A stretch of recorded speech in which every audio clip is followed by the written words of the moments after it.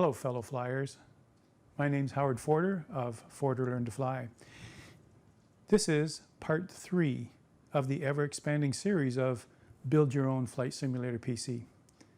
In this third part, we're going to be installing Windows 10, configuring updates, installing chipset drivers, installing video card drivers, configuring our screens, and then finally installing our Flight Simulator software. I'm going to be installing both Flight Simulator X, FSX, and Xplane 11.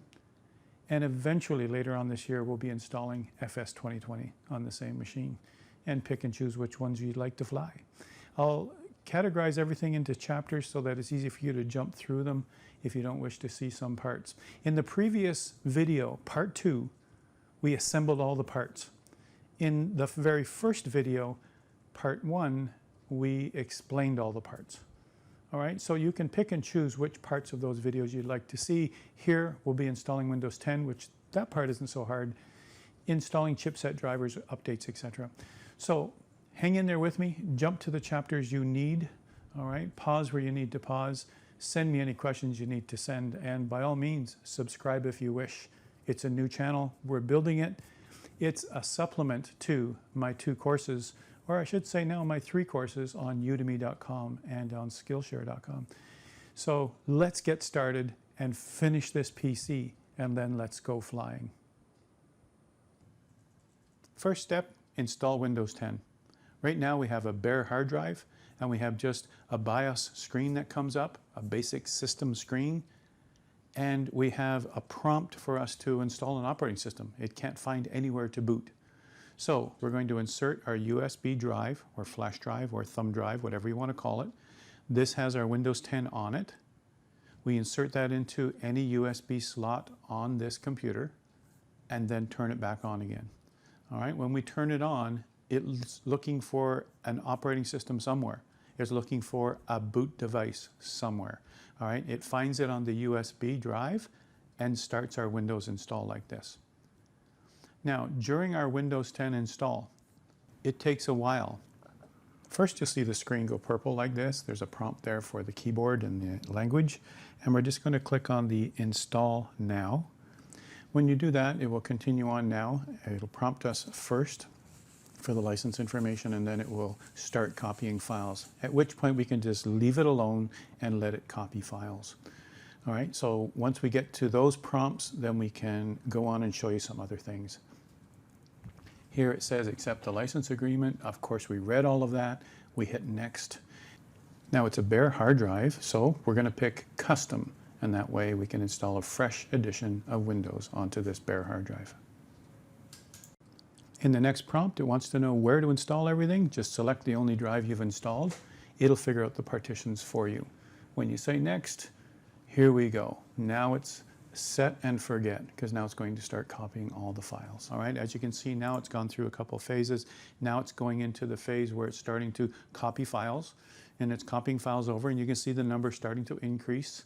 We're not going to sit here and watch that number. It's eventually going to get to 100% and move to the next stage. So a lot of this install from here on is hands-free. This is the way Windows 10 was designed. That's why a lot of people can do this from their own home. It's not a hard thing anymore. After it's installed, it's going to prompt us for our name and password and move on. And then we need to go in and change the name of the machine because Microsoft just renames it to some crazy name. And then we need to do some more things like add more drivers, right? So this first stage is Windows 10. Now, while this is installing now, let me just talk about the different versions of Windows 10, and let me take you to a couple of websites where you can buy it. I'm not here to resell it. I'm not here to make any money on this. I'm here to give you advice. I mean, that's what it's for.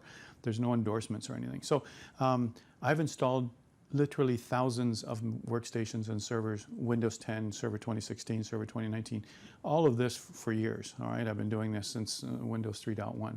But here with Windows 10, it's the easiest one because it auto-detects a lot of things. And there's a lot of things that Windows 10 does that I'm not here to talk about, but we need Windows 10 on here. And then we need drivers for everything that we're installing, all right? So while this is installing, let me just take you to these 2 websites. Now, Windows 10 can be bought a number of ways. I'm just doing a quick search here in Google, buy Windows 10. And apart from the ads that you see there, if we just scroll down to the very first one, buy and download Windows 10 from the Microsoft Store. All right, there's the first one we'll look at, so let's go look there. When you go to the Windows Store, remember I said we only need Windows 10 Home and we need 64-bit. And you can see the price in here. Now these are Canadian prices. If you go on to Microsoft.com, here it is en-ca. So this is Canadian price, $189, probably about $150 American. That's what we're after. There's the solution right there. All right, Windows 10 Home, and it will, all the Windows 10 installs come with a 64-bit or 32-bit, and we're going to end up with 64. It'll look at the hardware, it'll realize what it needs. So that's what we're after. You don't need Pro. Look at the jump in price here with Pro. Look at the jump in price here. $399, Windows 10 Pro for workstations. There's also an enterprise version of Windows 10 that we use for imaging for thousands of machines, and that's a blanket license, or what they call a multiple license.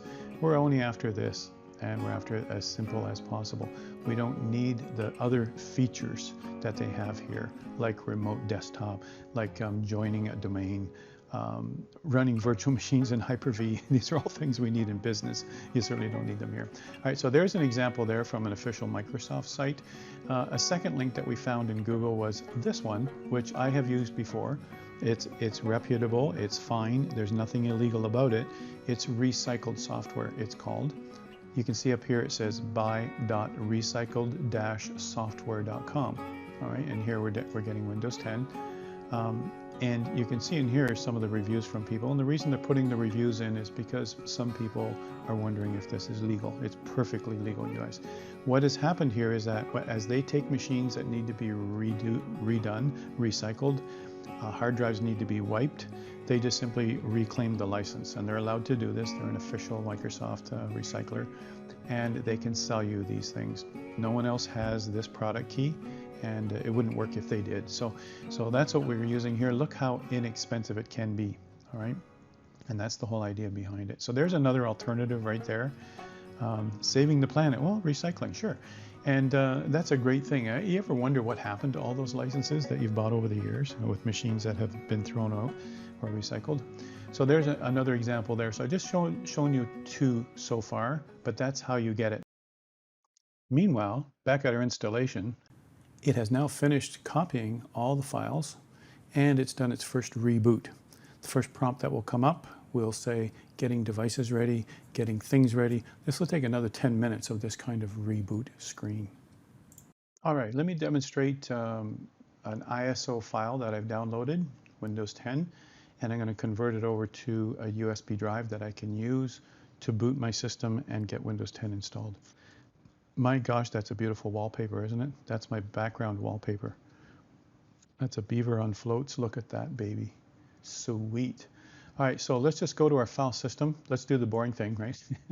We'll go to our file system. In my downloads area, I do have ISO files. I'm just looking for .iso because I've installed it down here and put it in downloads. I can see I've got a bunch of old ones from before, from everything, probably even an XP one in here somewhere. But here's a Windows 10. This one happens to be Enterprise I use for imaging, but they're all .iso. That's important. That's a DVD file format. All right. So now I'm going to click on that one. And the whole idea is if I click on it, it says, sorry, there was a problem mounting the file. All right. So it's trying to mount the file to make it look like. The word mounting in tech means simply to make it live, to make it visible, to make it accessible. All right. In this case here, it couldn't mount the file. Well, I don't want to mount it. I just want to convert it. So you'll notice here in my list of downloads with ISOs, you'll also notice I have this media creation tool. This media creation tool is made for Windows 10, and it's something that's easy to download. Look, you can do a quick search here. Let me just show you an example of that screen. Do a quick search for media creation tool, and you can see here it's got a link for you to actually download it and use it. And as you can see from this screen snap here, it says this application uses file formats optimized for download speed, and it's a built-in media creation options for USB and DVDs, and we can create an ISO file. So, I mean, instead of going to buy an ISO and download it, you could just use the media creation tool. which will allow you to create bootable media. It'll actually download Windows 10 for you, all right?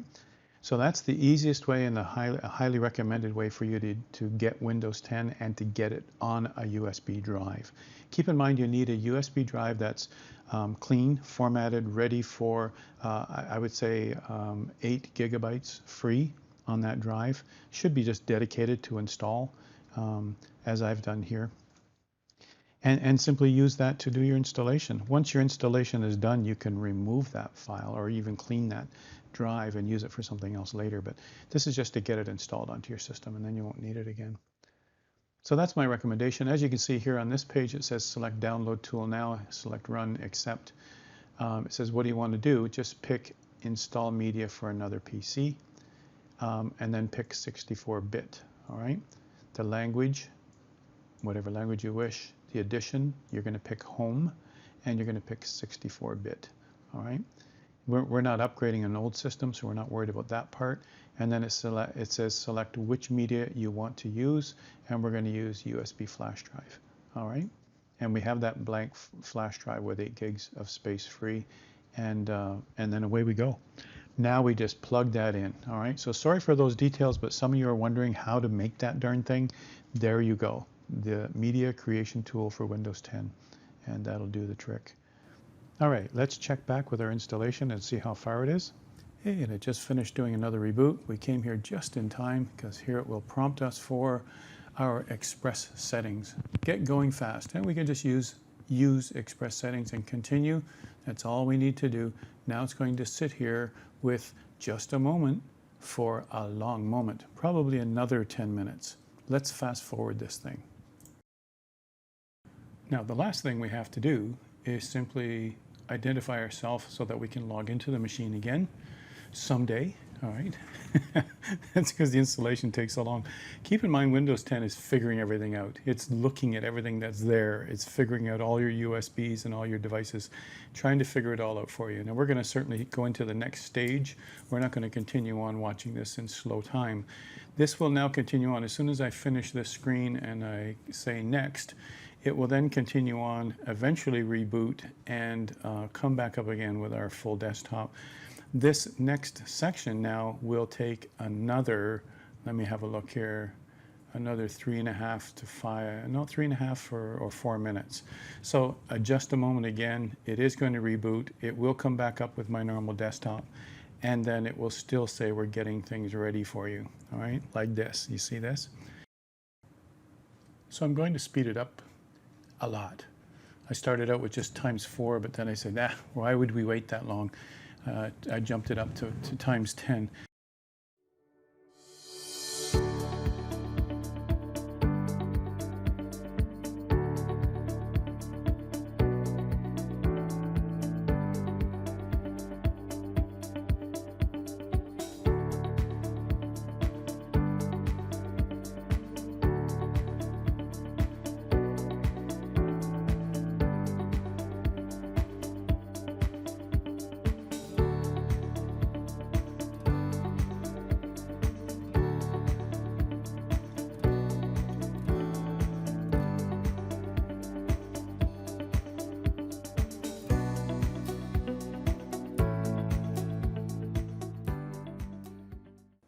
Now that Windows 10 is installed, now we need to continue on. Step 2 is add what are called chipset drivers. Chipset drivers. That word chipset, it literally means a set of chips. Those chips are semiconductor chips that are on your motherboard. When we were looking at the motherboard, and here's where the memory goes, here's where your CPU goes, here's where your video card goes, all those things we put on there. But on that main motherboard, and here, take a look at this diagram. On that main motherboard are square or other methods, these little integrated circuits or chips. Those are actually chips of silicon, really semiconductor material that make up the electronics of your motherboard. Inside your CPU, that great big huge CPU heavy thing with the heavy cooler that we installed, literally has millions of transistors, millions of pieces inside there, believe it or not. All right, and here in this case we have an 8-core. It's the equivalent of having 8 processors installed on that board, but they put it all into one chunk. So nowadays, these things are very powerful. Our computers are so powerful. But all of these things are a family of chips that work together on your motherboard, and they call it a chipset. That chipset now needs drivers. Windows 10 doesn't know how to talk to that Intel audio chip. It doesn't know how to talk to that Ryzen 7 with all of its intricate features.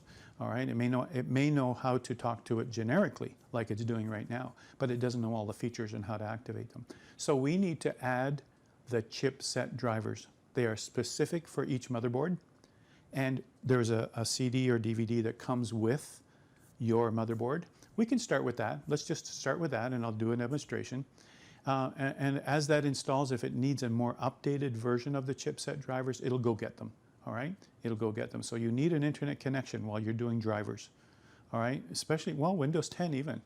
Windows 10, while we're installing it, it'll go get updates. So you need an internet connection, however you're going to do that.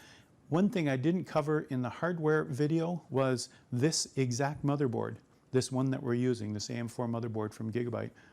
There's a version of it that does have Wi-Fi built in too. You could get that one. Or just simply use the network port on the back of that motherboard. And that's what I use for all my computers, so I just plug in an Ethernet cable. That might not be an option for you. You might have simply a wireless house, and that's all you have, all right? You might not have the convenience of using wires, all right? Or maybe it's the inconvenience of using wires. So one way or the other, you need to have an internet connection. Now eventually, when Flight Simulator 2020 is installed or is available to be installed, we need to have an internet connection even while we're flying. It will be accessing scenery and data, vast amounts of data from their Azure servers, from the cloud. And so we'll have to have an internet connection even while we're flying, all right? So keep that in mind too. Even our current flight simulators and Xplane and FSX, when we do real world weather and it's updating it every so many minutes, it's actually going out to the internet, finding real world weather, and then simulating it in our simulators. So we need an internet connection. All right, let's get these chipset drivers finished.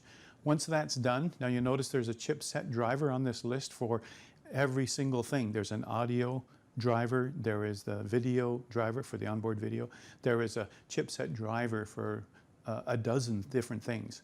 Install them all right, and get those installed and ready to roll. Once we're finished with chipset drivers, we can move on to specific drivers like our video card.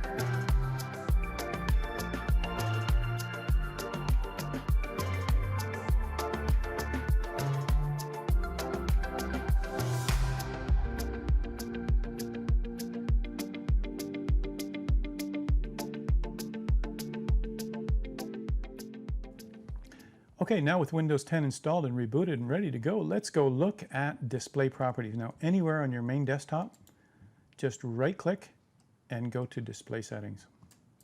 When you go to Display Settings, it will show you the monitors it has found on boot up. And the two things I want to show you first, one is use the Detect button. Now, Detect will look for more monitors if they're not showing up here. It didn't find any more. Okay, good. And then second, I'd like you to try Identify. When you hit Identify, it will put a number on each monitor. Now on this monitor, the main one, you can see the number 1. I think you can probably in the video see number 4 over there. Number 2 did show up over there on the left, and my 5 and 3 did show up down below. You probably saw those on camera too. So this is now set up properly. Now I did have to move them around before I started this video, before I started recording, make sure they all worked. If they're not showing up where you expect them, you might want to switch them around like this. Put your monitors where you expect them. The point is, what do I mean by where you expect them? You should be able to take your cursor and go left to the left monitor, like I'm doing right now. I don't know if the camera can pick that up, but then I'm going across the main monitor over to the right monitor, and I'm over here now. And if that doesn't work out that way, it's time to switch them around. All right, maybe, you know, some people dive under the table and start changing plugs around. Just do it right here. All right, and then you hit the apply button. Now I also should expect that from my main monitor I can go down to this lower one, or down to that lower one, or across each one. Let's try that. I'm going to come down here, down to my left. Yep, it's showing up right here in this monitor. I should be able to go over to the right. Yep, it's over here in this monitor. And then I should be able to go up. Yep, it's up there. So this is my setup. Perfect. Second thing we need to do here is the display resolution. All right, so from the very first one that we're on, well, let's just start left. We'll go left over here first, start with this one. This monitor on the left and right, I don't need them to be at the highest resolution. They are for peripheral vision, they are for glancing. This is your main focus and your instruments, of course. So this monitor on the left and this monitor on the right, as you click on them, you can come down and look at their resolution. I dropped it down to 1280 by 720 and their landscape mode, of course. And they're not my main display. All right, that's your left one, right? So now I'm going to go over here to the far right one. Should be the same thing. I've set it for 1280 by 720, landscape. It's not my main display. All right. Now I come back to the center one. The center one is the highest resolution I can get, 1920 by 1080 for that monitor, and landscape mode, and it is my main display, and it's grayed out, unless you pick another one, right? And then it'll uncheck this one for you. That's my main display right here in the middle. Perfect. These other two are extra. Most of you won't have this. These are for my real SimGear G1000s. They both need a screen that'll come from the flight simulator. So this one, number 5, down here on the far left, bottom left I mean, the bottom left one, if you look at its properties, you'll see in here, I've dropped, I mean, it found 1024 by 768. Smaller screen, that resolution is perfectly fine and very high resolution for it. But in the G1000 setup for real SimGear, they advise that we use landscape flipped so that it works properly. Okay. And then same with over here on this one. This one should also be the same. Number 3, we look down, it's a 1024, landscape flipped, and it's not the main display. All right, it's as simple as that, you guys. Move them around where you need them, set their resolutions, and then hit apply. When you hit apply, they should stay that way now. As you close your screen, you should be able to move around to all your monitors. You're good to go. Now we just need to configure the flight simulator. Now let's configure the flight simulator. I'm going to use Xplane. I'm going to fire it up now while I'm talking so that it has its time to initialize and get things rolling. What should happen when we're done, we should see 3 screens with our windshield up here. This is our scenery screens, our instrument screens, and our controls. All right, that's really what we're after, your typical setup. It's not a fancy setup here. I'm using a standard Home Depot resin table, they call it, sort of some type of plasticky rubberized table that you unfold and set up. Simple as that. Instruments that I put on there that have cost money, but I did make the stands out of wood just to get those monitors up higher. At first I was using boxes, like Amazon empty boxes, and they were starting to droop in the boxes, but you know, whatever it takes, it doesn't have to be pretty. Once you dim the lights and your screens are your focus, you're not really going to really care what these look like. Now eventually these can be put into a proper display. These can be mounted inside some kind of plexiglass, PVC pipes. These can be painted black. I mean, you can play more. But for now, this is easy to throw together, and here we are set up to go. All right, so let's get into Xplane. Let's go do the default situation. Default situation here for me is Buttonville. And it's Cessna 172, of course, as most of our videos have done. But I'm also using the glass G1000 with it. On a separate setup, my older system, I say older, it's a year old. it's also, well, maybe it's only a 6-core, but you know, my older system, I have conventional steam gauges and my older controls. And that's what I can do with conventional screens. It's not to say that you can't fly a conventional plane on here also, you just wouldn't use the G1000 stuff, all right? And you could easily put a piece of cardboard around it. You could easily put an iPad in front of it with your steam gauges. I mean, there's plenty. We'll talk more about flight simulator setups in the future. All right, so now, even in the cold and dark state, we are seeing everything on because my switches are still on. I should have had all my switches reset instead of talking. Let's keep everything off here to start with, cold and dark. So I'm leaving the front screen on, but typically I would use this view. This view shows me scenery on all three sides, and these will show me my instruments. So as a real quick check here, I'll just turn the battery on. I'll do a fuel flow thing, so let me do a quick, a really quick setup here. We'll just do, we'll turn on our fuel pump. I'm just going to look at some fuel flow here. It's good. Take it back. That's good. We'll just turn that back off again. Let me just do a quick check here, you guys. My trim is set for takeoff. Yeah, we're good. We got quantities good. Fuel is in. Yeah, we're good there. Everything's good that we need to check there. What I'm going to do though is show you, while I'm flying, I'm going to show you that view. All right. So now, while we're here, before I continue with an actual flight, let me just go into Xplane's settings, and I'm going to go to graphics. And you can set a lot of these sliders higher than normal now because you have a better machine.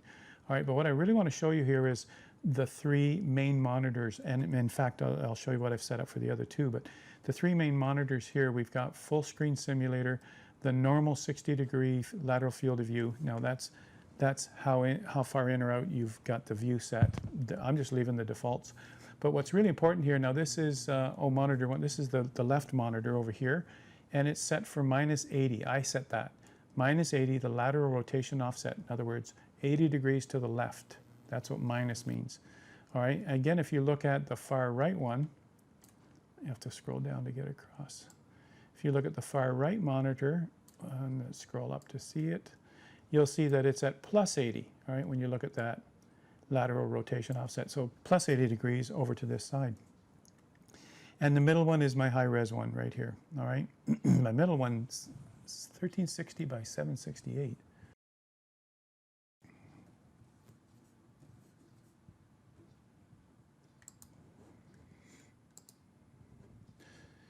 All right, so I'm going to use my Skyhawk G1000 for sure. Take it at Buttonville. Let's just customize how we're going to do this. Let's do it on a runway, and let's do it 3 nautical mile approach. Sure, why not? To runway 15, nah. Let's do 3 mile approach to 33, very common, all right? So that's what we're gonna do, weather clear, 1442, we're good. Let's start that flight. Anyway, I'm doing it quickly so that you can see, instead of starting from a cold start, we'll just start from 3 miles out and we'll just come in for a landing. And you'll be able to see the visuals. I'll do some turns just so you can see what's going on, and then we'll also be able to see that sinking feeling as you're getting close to the runway. That's what we're after. So because we're 3 nautical miles out, I'm going to turn on nav strobe. I'm going to make sure I'm on both. Mixture rich, and this is going to be in probably there. So that we're not quickly adjusting as we get there.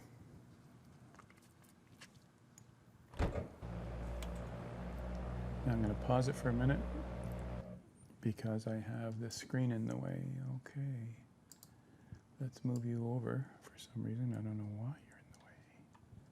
Let's get you right there. Beautiful. That's what we want. And let's take you and do the same thing. Boom.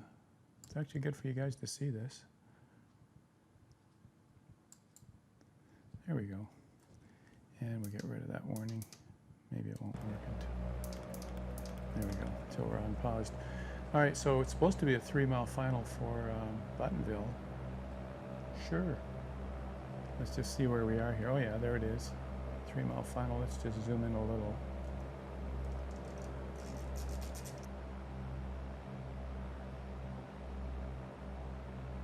What we see here now, this is a really nice feature because we can get rid of all that up front.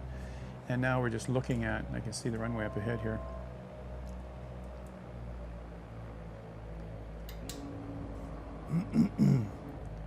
I wasn't sure what state they left us in here, so let's just do that.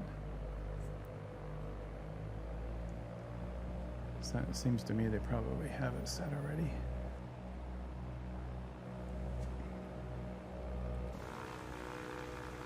Yeah, it looks like I got 20 degrees of flap already. All right, so let's just get this set up for a landing, but just so you can see around us. If this were typical on a single screen where you see the runway up ahead there, seems to be some wind today. All right, and there we see right in the middle of the screen is the runway. I'll just bring it down a bit here. I'm at 65 knots, but we'll just pick it up a little. There we go. And we're just coming in for landing. Now this is boring, it's just a landing, but you can see out the right window, you can see things going by. They'll go by faster as we get closer to the ground. And here's the cowling. Now, if that's where a normal approach looks, let's try it without that in front of us. And there's what it looks like. Let's just bring that over a little. Nice 65 knots, 30 degrees of flap.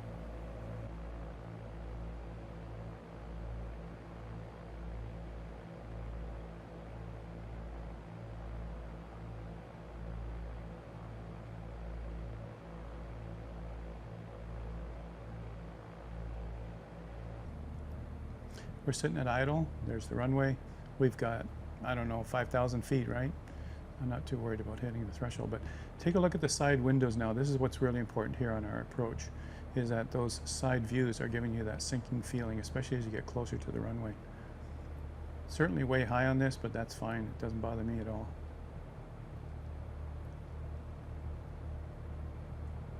And up to the horizon. Bleed off some speed. Arrest that descent, just like that.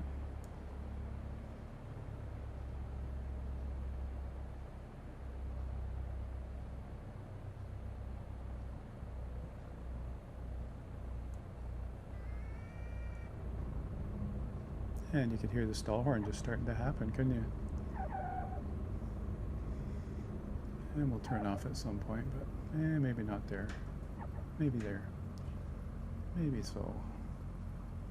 Yeah, we can get there from here. Beautiful.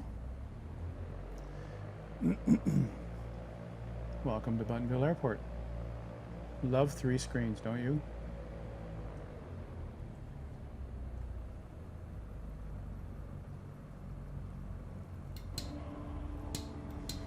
And we'll put our transponder on standby.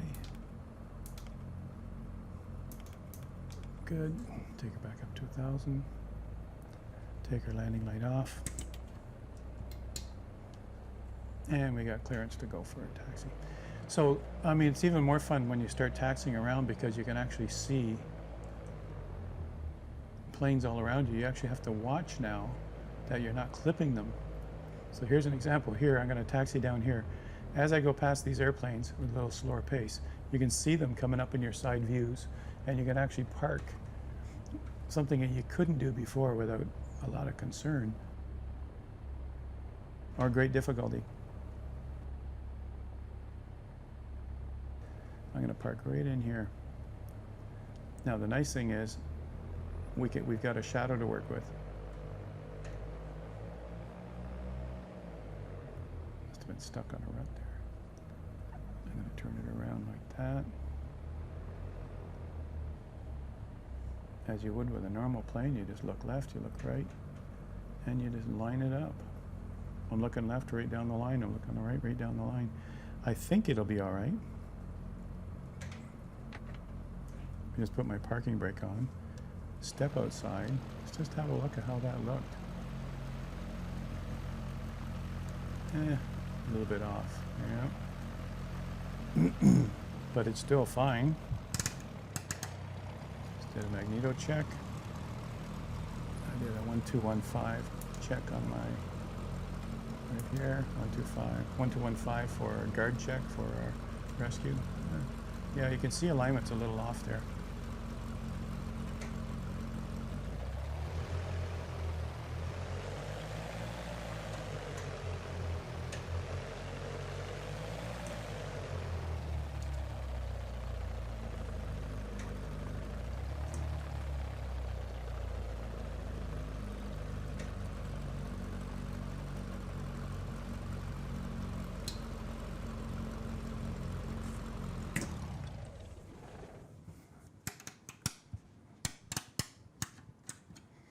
And one last thing we got to do here is to turn off the emergency battery. Here we go.